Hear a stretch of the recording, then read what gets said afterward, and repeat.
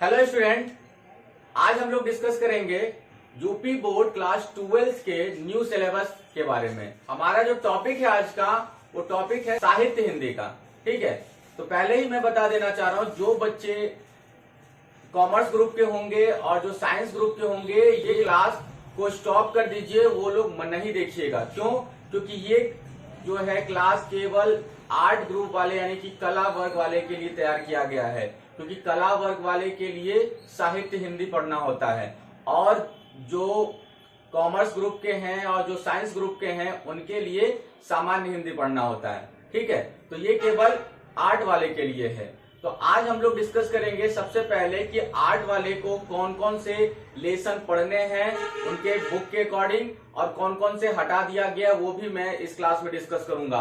साथ ही साथ उसके बाद मैं ये भी डिस्कस करूंगा कि इस बार जो 2021 में बोर्ड पेपर होने वाला है उसका पैटर्न क्या रहेगा, यानी कि जो क्वेश्चन आएंगे वो कितने नंबर के आएंगे और कैसे कैसे पूछे जाएंगे, ये सारे डिस्कस मैं इस क्लास में करने वाला हूं। तो चलिए स्टार्ट करते हैं आज का क्लास और साहित्य हिंदी के बारे में फुल्ली संपूर्ण जानकारी लेते हैं, फुल्ली डिस्कस करते हैं। हाँ, एक बात और मैं बताना चाहूंगा कि ये क्लास हो सके तो थोड़ा सा लंबा हो सकता है, क्योंकि मैं इस क्लास में आपको पूरी जानकारी दूंगा, क्योंकि मैं जल्दी जल्दी नहीं बताऊंगा कि बस थोड़ा थोड़ा टिक लगा दिए पढ़ लो वो पढ़ लो, ऐसा नहीं। मैं पूरी जानकारी देने वाला हूं, क्योंकि इसमें मैं ये भी बताऊंगा कि आपको कौन कौन से लेसन पढ़ने हैं और कौन कौन से नहीं, और साथ ही साथ जो इस साल का जो पैटर्न होगा उसके बारे में भी मैं पूरी तरह से आपको जानकारी दूंगा। तो थोड़ा क्लास लंबा हो सकता है, तो भी आप लोग उसको कंटिन्यू करिएगा।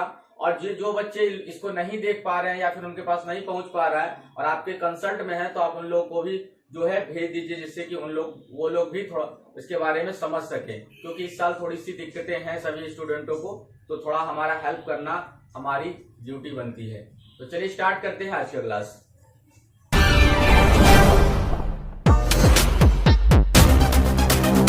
चलिए अब हम लोग डिस्कस करते हैं क्या कि हमें गद्य में क्या क्या पढ़ना है, यानी कौन कौन से लेसन पढ़ना है। ठीक है, तो गद्य में देखिए हम लोग को ये जो आप लोग देख रहे होगे नंबर, तो आप लोग को लग रहा होगा पहला है, फिर चौथा, पांचवा, छठवां, आठवां, फिर दूसरा, तीसरा, सातवां। तो आपको आगे पीछे दिख रहा होगा, तो कह रहे होंगे सर नंबर कैसे लिखे हैं। तो एक्चुअली में ये नंबर नहीं है, ये लेसन का नंबर, ये काउंटिंग नंबर नहीं है, ये लेसन है। जैसे कि पहला लेसन है, ये चौथा लेसन, ये पांचवा लेसन है, फिर छठवां लेसन है, फिर आठवां लेसन है, ऐसे करके ये दूसरा लेसन है, तीसरा है, ये सातवां, ऐसे लेसन है। ठीक है, तो पहला लेसन हमारा दिया है क्या, वासुदेव शरण अग्रवाल जी का राष्ट्र का स्वरूप। ठीक है, ये लेसन का नाम है। इधर दूसरा हमारा चौथा हमारा जो लेसन है, एक्चुअली में आपके बुक में मिलेगा, लेकिन हमारा ही दूसरा है, हजारी प्रसाद जिनका लेसन है अशोक के फूल, और तीसरा लेसन हमारा है पंडित दीनदयाल उपाध्याय जी का लिखित सिद्धांत और नीति के संपादित अंश। हमारा नेक्स्ट लेसन है प्रोफेसर जी सुंदर रेड्डी जी का भाषा और आधुनिकता, और हमारा नेक्स्ट लेसन है डॉक्टर एपीजे अब्दुल कलाम द्वारा लिखित तेजस्वी मन से के संपादित अंश। ठीक है, ये सारे लेसन आपको ध्यान समझिएगा, ये जो आप देख रहे हो ये सारे लेसन आपको पढ़ने हैं। ठीक है, ये सारे लेसन आपको पढ़ने हैं, और ये तीन लेसन आपको नहीं पढ़ने, ध्यान से याद रखिएगा। आप बुक निकाल लीजिए, वीडियो को रोकिए, ठीक है, और आप बुक निकालिए और टिक लगाइए।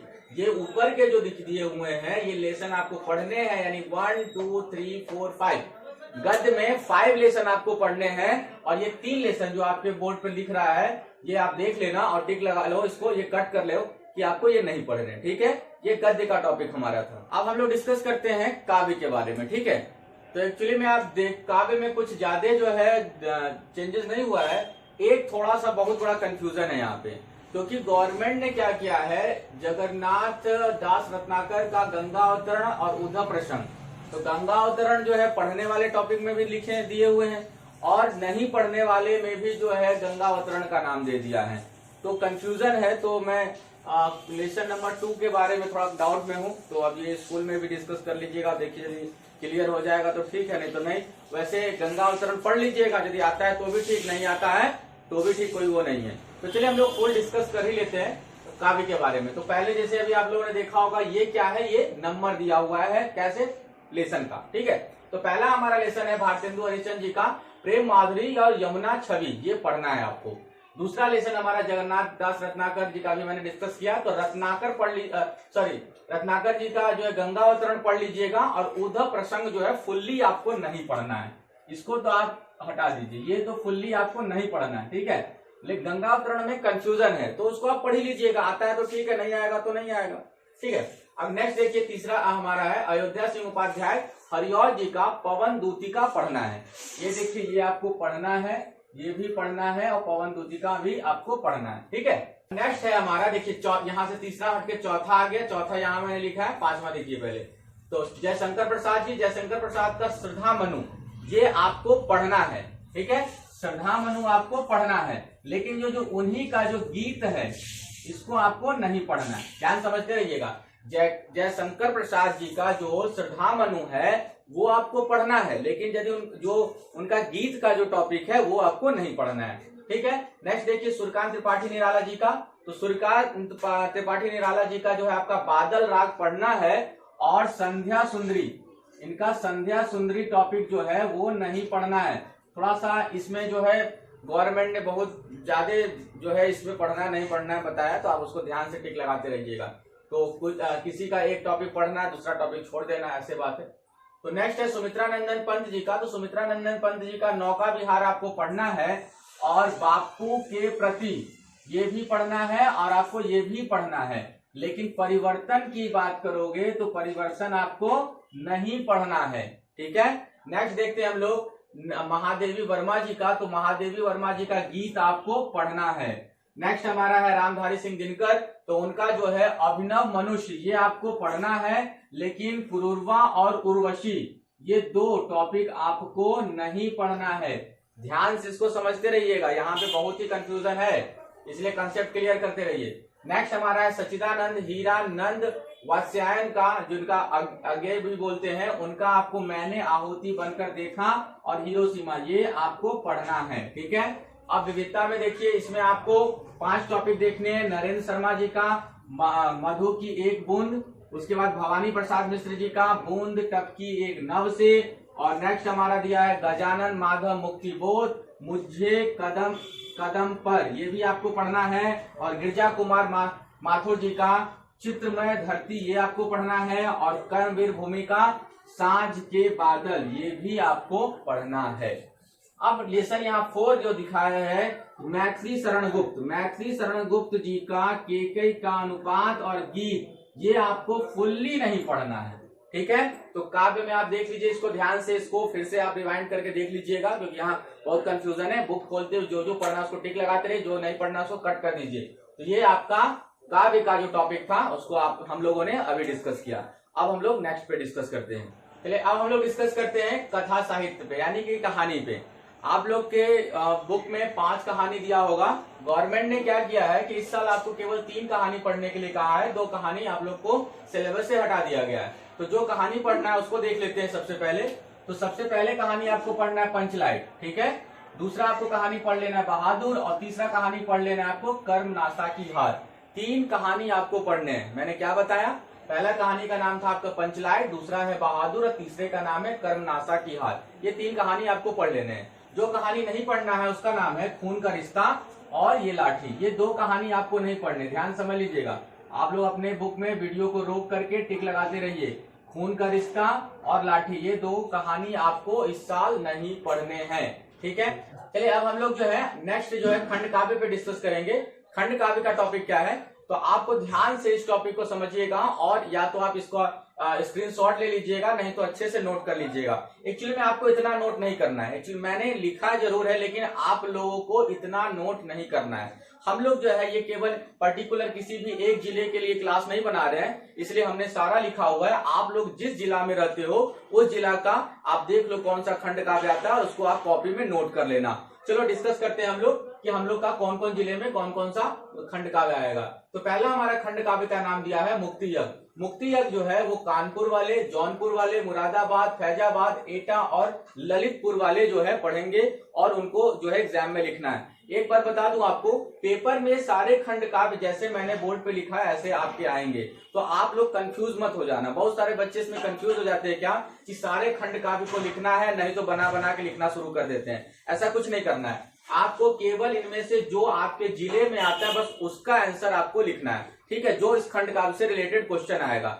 चलिए नेक्स्ट हमारा दिया है खंड काव्य का नाम सत्य की जीत। सत्य का जीत किसको पढ़ना है? तो झांसी वाले को, बदायूं, प्रतापगढ़, रामपुर और पीलीभीत, लखनऊ, इटावा, बलिया और बिजनौर, ये सब वाले जो हैं ये सत्य की जीत खंड काव्य को स्टडी करेंगे। नेक्स्ट हमारा है रसमिर्थी। रसमिर्थी क्या है? वाराणसी वाले, बुलंदशहर, मथुरा, मुजफ्फरनगर, फतेहपुर सीकरी और उन्नाव और देवरिया, ये सारे बच्चे जो हैं वो क्या करेंगे? रसमिर्थी पढ़ेंगे। तो हम लोग, आप लोग तो जानते ही हो हम लोग का सेंटर बनारस में है, तो बनारस वाले क्या पढ़ेंगे? रसमिर्थी, ठीक है। ये मैं सारे वाले के लिए नहीं बोल रहा हूँ, ये हम लोग का सेंटर वाराणसी में चलता है, इसलिए मैंने इस पे टिक लगा दिया। चलो एक हमारा नेक्स्ट खंड काव्य का नाम है आलोक वृत्ति। आलोक वृत्त की कौन कौन पढ़ेंगे? तो प्रयागराज, अलीगढ़, सहारनपुर, फारुखाबाद, मैनपुरी और मिर्जापुर और सीतापुर वाले ये आलोक वृत्त पढ़ेंगे। नेक्स्ट हमारा दिया है त्यागपथी। त्यागपथी कौन पढ़ेगा? तो आगरा, गोरखपुर, गाजीपुर, बरेली, सुल्तानपुर, जालौन, लखीमपुर खीरी, गोंडा, शाहजहांपुर और बाराबंकी, ये सारे बच्चे क्या करेंगे? इससे रिलेटेड जो भी हैं वो त्यागपथी पढ़ेंगे। और नेक्स्ट हमारा और लास्ट हमारा जो खंड काव्य है वो श्रवण कुमार का है। श्रवण कुमार का खंड काव्य कौन कौन पढ़ेंगे? तो मेरठ वाले, आजमगढ़, बस्ती, रायबरेली, हरदोई, बांदा और बहराइच और हमीरपुर, ये सारे बच्चे जो हैं ये श्रवण कुमार को पढ़ेंगे। फिर से मैं बताना चाह रहा हूं कि आप लोग इतना नोट मत करिएगा, जो जिस जिले से है बस उस जिला का नाम आप देखिए और उसके ठीक सामने जो ये खंड काव्य का नाम दिया उसको आप नोट कर लीजिएगा। तो ये हमारा खंड काव्य क्या था? पहले हम लोगों ने गद्य देखा, फिर पद्य देखा, फिर हमने कहानी के बारे में आपसे डिस्कस किया और उसके बाद मैंने खंड काव्य डिस्कस किया। अब हमारा एक टॉपिक बचता है क्या? संस्कृत का। तो अब हम लोग संस्कृत पे डिस्कस करेंगे कौन कौन से लेसन पढ़ने हैं और कौन कौन से गवर्नमेंट ने इस साल हटा दिया है। देखिए अब हम लोग डिस्कस करेंगे संस्कृत के बारे में, ठीक है। तो एक्चुअली मैं आप लोग को हिंदी के बारे में पूरा जो है डिटेल से बता रहा हूँ, इसीलिए हो सके तो ये क्लास आपका लंबा हो जाए, तो आप लोग ध्यान से देखिएगा। तो संस्कृत में ज्यादा कुछ हटाया नहीं है। संस्कृत में जो आपके लेसन है वो सारे के सारे ही पढ़ने हैं, बोर्ड पे सब लिखा हुआ है, आप समझ लीजिएगा। केवल 5वां और 6वां देख लीजिए ध्यान से, 5वां और 6वां ये दोनों लेसन केवल नहीं पढ़ना है, 5 और 6 हटा दिया गया है, बाद बाकी सब लेसन पढ़ना है। पहला लेसन देखिए जैसे कि पहला, दूसरा, तीसरा, चौथा, उसके बाद 5वां 6वां नहीं पढ़ना है, 7वां 8वां 9वां 10वां 11वां, ये लेसन आपके 11 के जो है पूरे के पूरे पढ़ने हैं। 11 लेसन में से 2 लेसन हटाया, 9 लेसन आपको पढ़ने हैं। अब और व्याकरण की बात करें तो व्याकरण में मिला जुला के सारे टॉपिक को पढ़ना ही है, सब आपको जो आप 11th में जानते थे वही आपके 12th में भी है, थोड़ा सा और अच्छे से पढ़ लीजिएगा। आपके व्याकरण में भी सारे टॉपिक आपको पढ़ने हैं। अब देखिए हम लोगों ने ये तो पूरी तरह से डिटेल समझ लिया कि किस विषय जो है किस पार्ट में कौन कौन सा लेसन हमको पढ़ना है। पहले हम लोगों ने गद्य में देखा, फिर काव्य में देखा, फिर कहानी देखा, फिर खंड काव्य को देखा, फिर संस्कृत को देखा, ठीक है। तो हम लोगों ने ये देख लिया कि कौन कौन से लेसन पढ़ने और कौन कौन से लेसन नहीं पढ़ने। अब हम लोग डिटेल्स में डिस्कस करते हैं क्या कि जो हमारा एग्जाम में क्वेश्चन आएंगे वो क्वेश्चन का पैटर्न क्या रहेगा, यानी कि क्वेश्चन कितने नंबर का जो आएगा वो कैसे आएगा और उसमें क्या क्या पूछा जाएगा, यानी कि गद्य से कितने नंबर क्वेश्चन होंगे, काव्य से कितने नंबर के होंगे और कौन कौन से क्वेश्चन आएंगे, ये सारे हम लोग डिस्कस करेंगे। तो हमारा हिंदी का जो पेपर होता है वो 2 पार्ट में होता है, खंड क और खंड ख। खंड क में जो है 50 नंबर का आएगा और इसी प्रकार से खंड ख में भी 50 नंबर का आएगा। तो सबसे पहले चलिए हम लोग डिस्कस करते हैं खंड क के बारे में कि उसमें क्या क्या आएगा और कैसे आएगा, वो 50 नंबर कैसे पूरे होते हैं। चलिए देखते हैं हम लोग। तो खंड क से जो है 50 नंबर के आएंगे और खंड ख से भी 50 नंबर के आएंगे। आप लोग को मालूम होगा कि हिंदी का जो हमारा 100 नंबर का पेपर होता है, आपको अभी कुछ देर पहले मैंने डिस्कस किया है। तो 100 नंबर का जो है 2 पार्ट आपको बताना है, पार्ट क और पार्ट ख, ठीक है। तो पहले हम लोग खंड क की बात करेंगे, जो कि आपके बोर्ड पे देखिए दिख रहा होगा, ये यहाँ पे 50 अंक लिखा हुआ, ये 50 अंक का आता है। 50 अंक में आपके टोटल जो है 7 क्वेश्चन आएंगे, ठीक है। इस 7 क्वेश्चन पे हम लोग डिस्कस करेंगे कि कौन कौन से क्वेश्चन आएंगे और ये कितने नंबर के हैं। तो देखिए ध्यान से, चलिए पहला क्वेश्चन हम लोग देखते हैं। हमारा पहला क्वेश्चन है हिंदी गद्य का विकास। ये हमारा पहला क्वेश्चन गद्य से रिलेटेड रहेगा, ठीक है। तो गद्य में देखिए क्या पढ़ना है हम लोग को, तो गद्य की पाठ्य पुस्तक में दिए गए पाठों पर आधारित विभिन्न कालों में गद्य की भाषा, संरचना, विधाओं में परिवर्तन, युग परिवर्तक लेखकों का योगदान एवं प्रमुख रचनाएं, और ये इससे रिलेटेड क्वेश्चन रहेंगे। ठीक है, क्वेश्चन कैसे रहेंगे तो ये देखिए वस्तुनिष्ठ प्रश्न है, देखिएगा ध्यान से। वस्तुनिष्ठ मतलब क्या होता है, एमसीक्यू। ये एमसीक्यू है, मतलब मल्टीपल चॉइस क्वेश्चन, बहुविकल्पी जिसको बोलते हैं उसको हम लोग बोलते हैं। ये 1 गुणे 5 लिखा है, इसका मतलब 5 क्वेश्चन आएंगे और एक क्वेश्चन 1 नंबर का होगा, तो टोटल आपको इस हिसाब से 5 अंक यहां से मिल जाएंगे। ठीक है, अब देखिए मैंने क्या बताया, गद्य। गद्य में जो आप लोगों ने जो अलग अलग युग है उसको पढ़ोगे, उसमें प्रमुख लेखक कौन हुए, उनके रचनाएं क्या है, तो इस तरह के क्वेश्चन आएंगे ये 5 नंबर के। क्वेश्चन नंबर देखिए 2 क्या आएगा, तो जो क्वेश्चन नंबर हमारा पहला था उसी तरह क्वेश्चन नंबर दूसरा भी है, बस पहला हमारा क्वेश्चन नंबर गद्य से संबंधित, क्वेश्चन नंबर 2 हमारा काव्य से संबंधित है। तो काव्य में क्या आएगा, तो काव्य साहित्य का विकास, आधुनिक काल का में जो है भारतेंदु युग, वेदी युग, छायावाद, प्रगतिवाद, और एक जो है प्रयोगवाद। ठीक है, इसमें नहीं लिखा गया, आप लोग नोट कर लीजिएगा, और नई कविताएं, इससे रिलेटेड आपके क्वेश्चन आएंगे। उसमें कैसे प्रवृत्तियां, उनमें परिवर्तन, प्रतिनिधि कवि एवं उनके प्रमुख कृतियां। ठीक है, मतलब कि एक क्वेश्चन दे दिया, ये किसने लिखा, या फिर इनके द्वारा लिखित पुस्तक का नाम पूछ लिया, ऐसे क्वेश्चन आपके आएंगे। और ये भी कैसे आएंगे, इसको ध्यान से देखिए, वस्तुनिष्ठ प्रश्न आएंगे, यानी कि बहुविकल्पीय प्रश्न आएंगे। तो 1 नंबर का है और 5 क्वेश्चन आएंगे, तो टोटल कितने हो गए, 5 अंक के, यानी कि 5 नंबर के आपके गद्य से आएंगे और 5 नंबर काव्य से, यानी कि 10 एमसीक्यू करना है आपको, और यहां से 5 नंबर और यहां से 5 नंबर, आपके टोटल 10 नंबर आपको मिल जाएंगे। ठीक है, चलिए क्वेश्चन नंबर 3 पे हम लोग डिस्कस करते हैं। 3 क्या है, पाठ्यक्रम में निर्धारित गद्यांशों पर आधारित प्रश्न, वो भी कितने, 5 प्रश्न। देखिएगा कितने हमें करने हैं, 5 प्रश्न करने हैं, और किस पे, गद्यांशों पे आधारित। ठीक है, देखिए पेपर पैटर्न आपके दिमाग में अच्छे से होना चाहिए, तब आपको पता चलता रहेगा कि हमारा कितना कंप्लीट हो रहा है, कितने मार्क्स हम लोग एग्जाम में जनरेट कर लेंगे। तो 5 प्रश्न आएंगे, और एक प्रश्न देखिए कितने नंबर का है, 2 नंबर का है, तो टोटल कितने हो गए, 5 में 2 गुणा कर दिए 10, यानी कि यहां से आपको 10 अंक के मिल जाएंगे। ठीक है, अब देखिए क्वेश्चन नंबर 4 क्या है, तो क्वेश्चन नंबर 4 हमारा दिया है, जो क्वेश्चन नंबर 3 है उसी पे क्वेश्चन नंबर 4 भी हमारा बेस्ड है। क्वेश्चन नंबर 3 हमारा गद्य पे था, यानी गद्यांश पे, और क्वेश्चन नंबर 3 हमारा गद्य पे निर्धारित था, अब क्वेश्चन नंबर 4 हमारा पद्य पे निर्धारित है। यानी क्वेश्चन नंबर 4 देखिए क्या है, पाठ्यक्रम में निर्धारित पद्यांशों पर आधारित 5 प्रश्न, किस पे आधारित, पद्यांश पे। और देखिए ध्यान से, क्वेश्चन नंबर ये क्या है, 4 पद्यांश पर है, इसमें भी 5 प्रश्न आएंगे, और 5 प्रश्न आएंगे, और भी एक प्रश्न कितने के, 2 नंबर के, यानी टोटल 10 अंक। ध्यान से समझिएगा, क्वेश्चन नंबर 4 इस तरह से कंप्लीट हो गया। क्वेश्चन नंबर 5 में देखिए 2 पार्ट है, क और ख।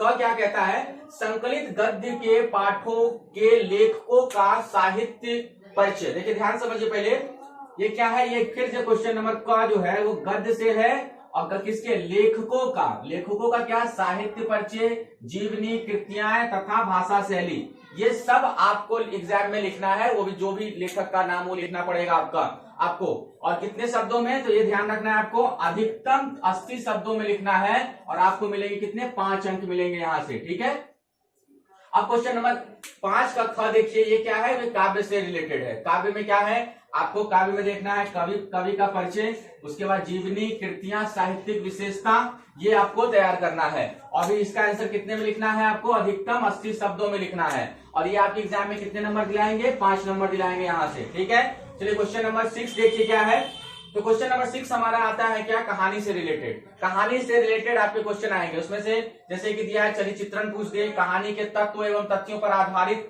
क्वेश्चन हो जाए, ये लघु उत्तरीय प्रश्न होंगे, और इसको भी आपको लिखना कितना है, 80 शब्दों में लिखना है, 80 शब्दों से के आसपास लिखना है। ठीक है, और ये आपको नंबर कितने दिलाएंगे, 5 नंबर। ठीक है, एक क्वेश्चन आएंगे, आपको लिख देना है।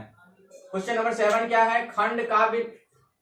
क्वेश्चन नंबर 7 हमारा खंड काव्य से संबंधित है। खंड काव्य से संबंधित जो आपके खंड काव्य पढ़ने होंगे, मैंने अभी आपको पहले बताया है कि कौन सा वाराणसी में खंड काव्य पढ़ना है, तो उसको आप पढ़ लीजिएगा, और उस खंड काव्य से रिलेटेड आपके क्वेश्चन आएंगे। कैसे हो सकता है, या तो खंड काव्य की विशेषता दे दे आपको, ठीक है, या फिर उसमें से किसी एक पात्र का चरित्र चित्रण दे दे, या फिर कोई प्रमुख घटनाएं होगा उससे संबंधित कोई एक प्रश्न दे दे, और ये टॉपिक आपको कितने नंबर के आएंगे, 5 नंबर के।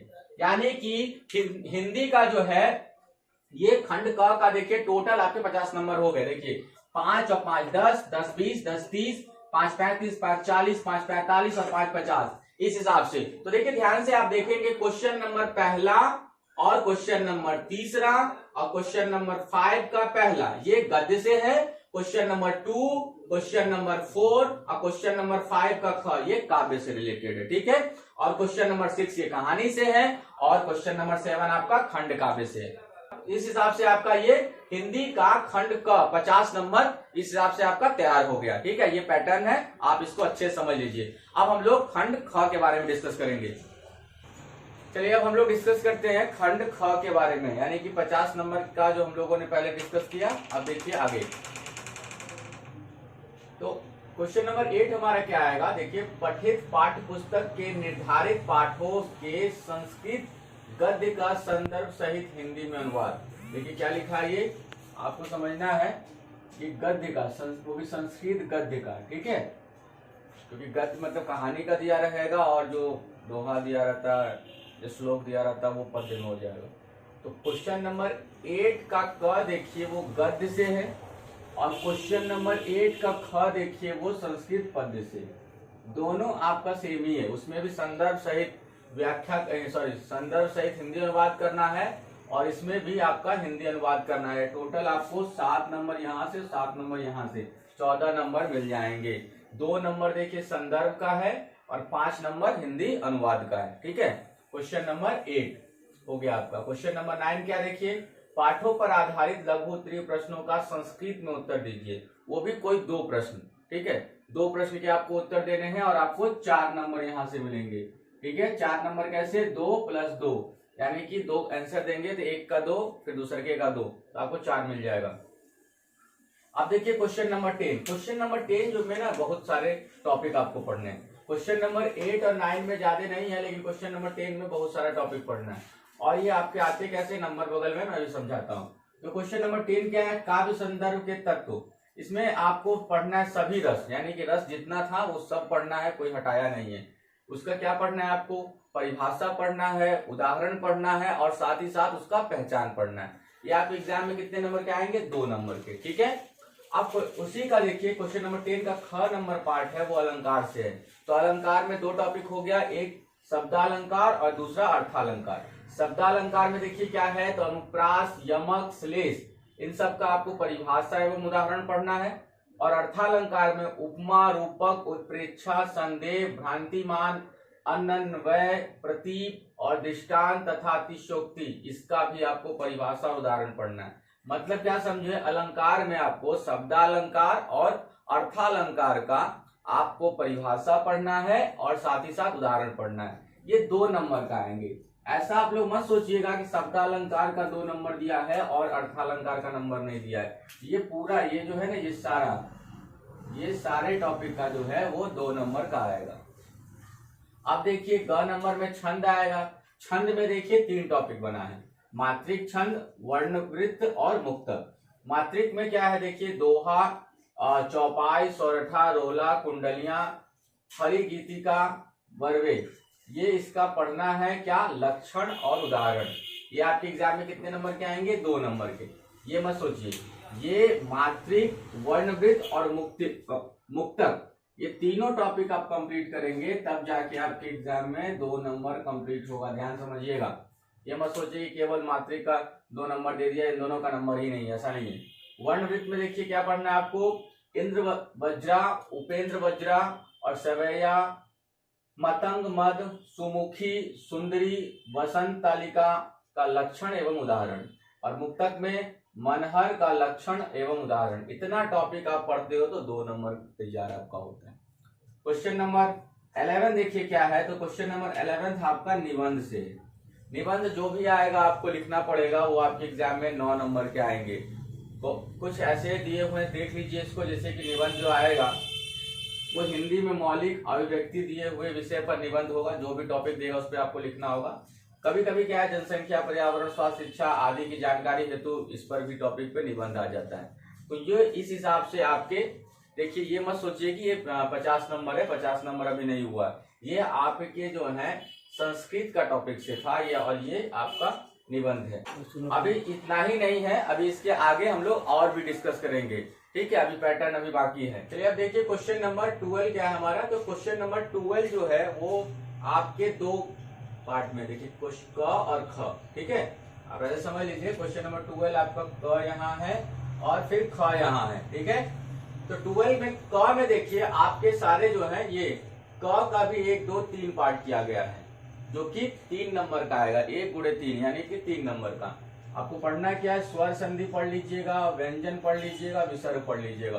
स्वर संधि के बारे में डिटेल्स लिखा है, व्यंजन के बारे में, विसर्ग के भी बारे में, ठीक है। तो ये क्वेश्चन नंबर 12 का क में संधि में ये सब पढ़ना है। उसके बाद ख नंबर जो आता है वो समास से है, तो समास में ये दिया हुआ है, इसको आप पढ़ लीजिएगा और ये आपके एग्जाम में 2 नंबर के आते हैं, ठीक है। उसके बाद 13 नंबर क्वेश्चन देखिए, 13 नंबर क्वेश्चन 4 पार्ट में है। क्वेश्चन नंबर 13 आपके 4 पार्ट में है।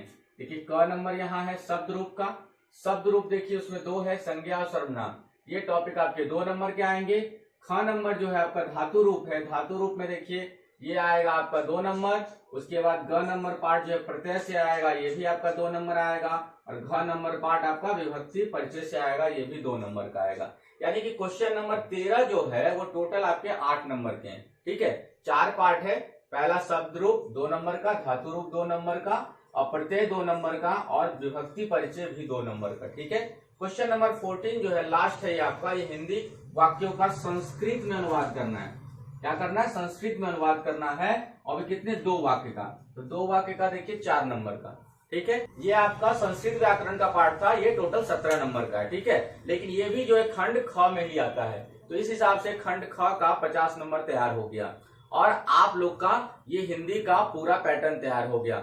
आपको मालूम होगा कि मैंने आपको पहले जो बताया वो क्या था, लेसन का नाम, उसके बाद पैटर्न कैसे होंगे ये मैंने आपको डिस्कस किया। नेक्स्ट क्लास में हम लोग एक नया टॉपिक के बारे में डिस्कस करेंगे। तब तक के लिए thank you and goodbye and take care.